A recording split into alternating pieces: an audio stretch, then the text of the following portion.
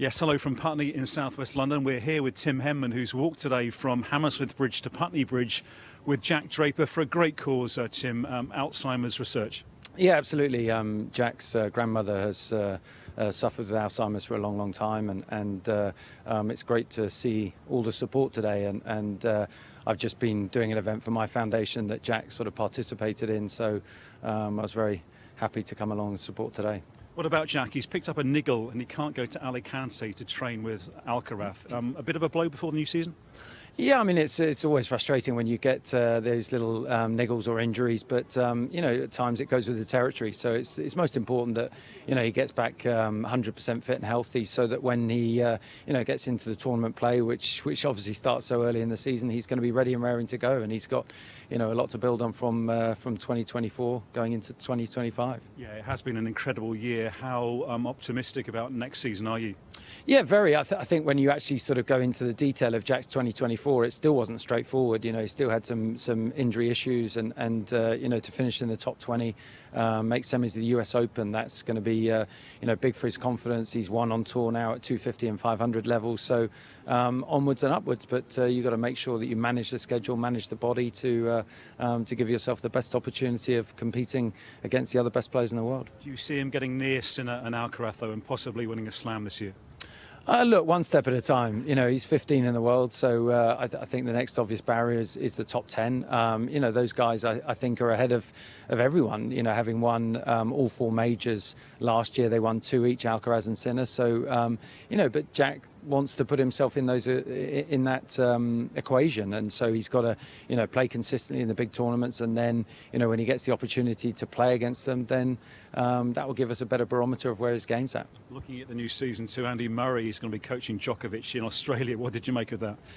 Yeah, I was a little bit surprised from Andy's point of view that having only just retired in August, that he's going to be back on tour. It'll be interesting to see how long that partnership lasts for. I'm guessing it's just really the off season and then the Australian Open, and then probably see how it goes from there. But I think from Djokovic's point of view, it's probably a smart move.